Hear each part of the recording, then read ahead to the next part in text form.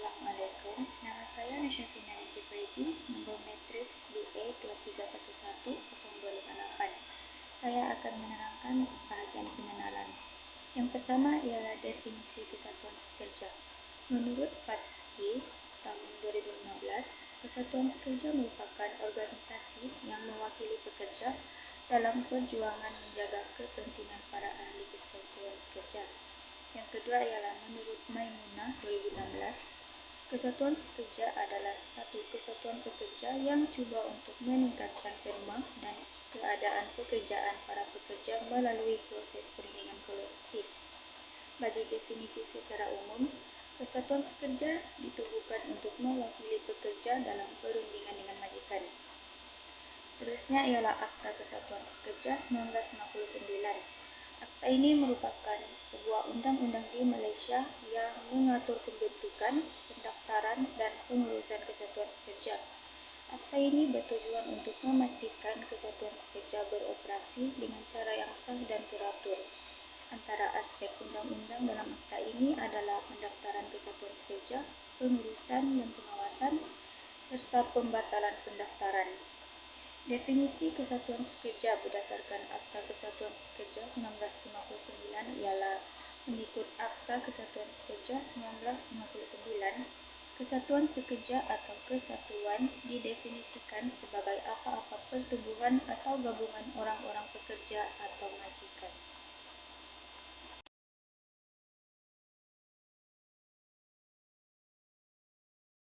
Baiklah, peranan kesatuan sekerja yang pertama adalah mewakili ahli rundingan kolektif dengan majikan. Di sini saya ingin menjelaskan tentang definisi kesatuan sekerja, di mana fungsi utama kesatuan sekerja ini, mereka mewakili ahli-ahli mereka dalam berunding dengan majikan mengenai terma dan syarat pekerjaan. Antara terma dan syarat pekerjaan antara aspek-aspek yang sering berlaku dalam rundingan kolektif ini adalah seperti gaji, waktu kerja, faedah, keselamatan dan kesihatan pekerjaan serta isu-isu lain yang mempengaruhi kesatuan dan kesejahteraan pekerja. Melalui Akta Kesatuan Sekerja, akta ini juga mereka memberi kuasa kepada kesatuan sekerja untuk mewakili ahli mereka dalam rundingan dengan majikan dan juga memastikan bahawa perjanjian kolektif yang dicapai adalah sah dan tercapai. Pertama sekali, dalam proses perundingan kolektif, pertama adalah pengiktirafan kesatuan. Majikan perlulah mengiktiraf kesatuan sekerja yang mewakili pekerja. Kedua, permulaan rundingan. Jika permulaan rundingan, kesatuan sekerja dan majikan perlulah berunding mengenai terma dan syarat pekerjaan. Yang ketiga adalah pembentukan perjanjian kolektif. Melalui kedua-dua pihak ini, mereka boleh mencapai persetujuan yang diikat secara sah. Dan yang terakhir adalah penyelesaian pertikaian. Jika terdapat pertikaian, mereka boleh menggunakan mediasi atau arbitrasi melalui Jabatan Perhubungan Perusahaan.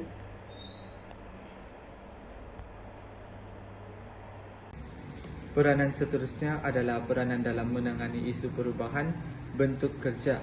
Seperti yang kita tahu, semasa pandemik COVID-19 melanda dunia, terutamanya negara kita sendiri, Malaysia, kerajaan bertindak mengenakan sekatan, termasuklah sekatan perjumpaan secara bersemuka di tempat kerja.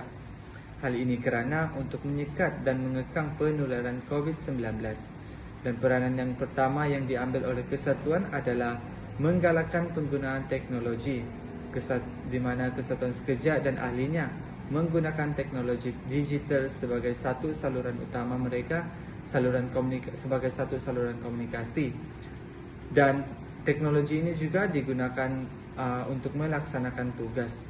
Yang kedua adalah memperkasakan pendidikan dan program latihan, di mana kesatuan sekerja mengadakan program terutamanya memfokuskan kepada pekerja yang kurang berkemahiran dalam menggunakan teknologi tinggi. Hal ini kerana teknologi tinggi sangat penting pada masa COVID-19. Ia sesuai dalam konteks yang diperkenalkan oleh kerajaan, iaitu bekerja dari rumah. Oleh itu, kesatuan sekerja di Malaysia didefinisikan dalam Akta Kesatuan Sekerja 1959 sebagai satu persatuan gabungan atau pekerja yang bekerja di Malaysia. Hal ini kerana kesatuan sekerja ini bergerak untuk meningkatkan produktiviti pekerja. Peranan kesatuan sekerja dalam meningkatkan kebajikan kesatuan. Konsep kebajikan pekerja menurut Ashford dan Rogers 2012, sesebuah organisasi dan merupakan tempat kebajikan pekerja beroperasi. Pekerja merupakan ejen kepada sesebuah organisasi. Hal ini dikatakan sedemikian kerana persepsi berkaitan dengan hubungan terhadap organisasi melihat kepada apabila pekerja dan juga pihak majikan bertindak bersama-sama dalam sistem sesebuah organisasi yang lebih tinggi. Kebajikan pekerjaan juga merujuk kepada bentuk-bentuk manfaat pekerjaan yang disediakan oleh kesatuan-kesatuan sekerja.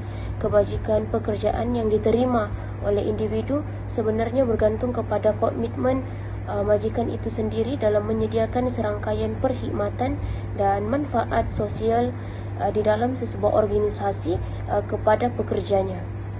Terdapat 4 peranan kesatuan sekerja. Yang pertama adalah menjadi perwakilan pekerja dalam memperjuangkan hak jaminan pekerja, memberi perlindungan terhadap pemecatan atau pemberhentian yang tidak adil. Pemecatan yang tidak adil dia dapat menyebabkan kerugian besar kepada pekerja secara ekonomi ataupun melalui psikologi.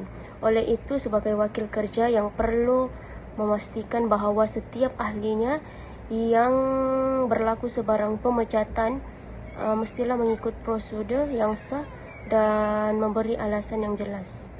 Yang kedua adalah memperbaiki keadaan kerja dan pekerjaan, melindungi pekerja daripada layanan buruk majikan seperti diskriminasi, peluang yang sama rata kepada pekerja-pekerja tanpa mengira sebarang latar belakang ataupun status mereka, supaya mereka ni dapat berkembang secara profesional dan merasa diri mereka dihargai dan membuatkan kerja lebih menarik dan juga menyeronokkan bagi mewujudkan suasana yang harmoni. Yang ketiga, meningkatkan kemahiran dan latihan, macam menganjurkan pelbagai program latihan dan pembangunan kemahiran untuk membantu ahli kesatuan meningkatkan daya saing mereka. Yang terakhir sekali adalah membantu mengurangkan beban kos sara hidup, di mana menyediakan sokongan kewangan seperti tabung kecemasan, memberi pekerja jaminan kewangan sekiranya berlaku situasi yang tidak diduga, faedah perumahan dan juga faedah kesihatan. Sekarang saya akan membentangkan tentang peranan dalam memastikan hak pekerja terpelihara. Yang pertama adalah perundingan kolektif. Wakil pekerja dalam proses perundingan kolektif dengan majikan. Ini membolehkan mereka untuk membincangkan dan mencapai persetujuan mengenai terma dan syarat pekerjaan termasuk gaji dan waktu kerja. Kedua adalah perlindungan hak pekerja, melindungi pekerja daripada diskriminasi dan eksploitasi di tempat kerja. Mereka memberikan sokongan kepada anggota dalam menghadapi isu-isu seperti pengajian tidak adil atau pemecatan yang tidak sah. Ketiga adalah pendidikan dan kesedaran, di mana mendidik anggota mengenai hak-hak mereka serta undang-undang buruh yang berkaitan, membantu mereka untuk lebih memahami dan mempertahankan hak mereka. Dalam memastikan hak pekerja terpelihara, terdapat jabatan-jabatan yang ada dalam mengurus hak pekerja. Antaranya adalah Jabatan Tenaga Kerja, di mana penguatkuasa undang-undang buruh yang bertujuan untuk melindungi kebajikan pekerja. Mereka mengawasi pelaksanaan undang-undang berkaitan gaji dan syarat pekerja serta menangani aduan daripada pekerja mengenai masalah seperti pembayaran gaji yang tidak tepat atau lambat. Yang kedua adalah Jabatan Hal Ehwal Kesatuan Sekerja, iaitu JHEX.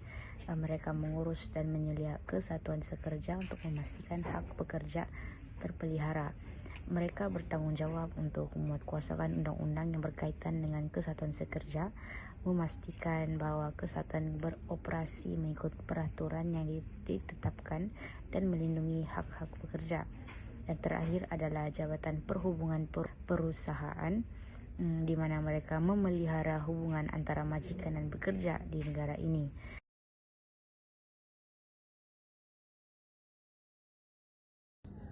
Fungsi kesatuan sekerja yang pertama ialah mewakili pekerja dalam pertikaian pekerjaan dengan majikan bagi menghalang eksploitasi terhadap pekerja.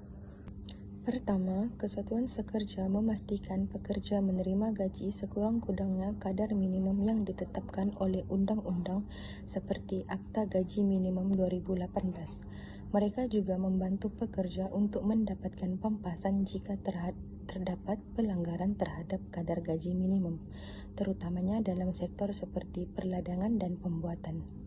Yang kedua, kesatuan sekerja memastikan majikan membayar upah pekerja lebih masa seperti yang diperuntukkan dalam Akta Kerja 1955.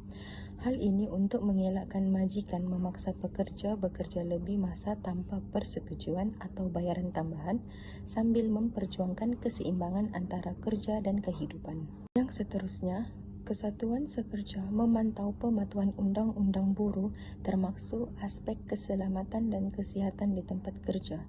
Mereka juga meningkatkan kesedaran tentang hak dan tanggung jawab pekerja serta majikan di samping membantu menyelesaikan isu ketidakpatuhan melalui dialog dan rundingan. Akhir sekali, kesatuan membantu pekerja yang dibebani dengan tugas melampau skop kerja mereka. Mereka menggalakkan majikan memperbaiki pengagihan kerja sekaligus menyokong pekerja yang mengalami tekanan fizikal dan mental akibat beban kerja yang berlebihan. Dengan usaha kesatuan sekerja, hak pekerja dapat dilindungi dan persekitaran kerja yang lebih adil dapat diwujudkan.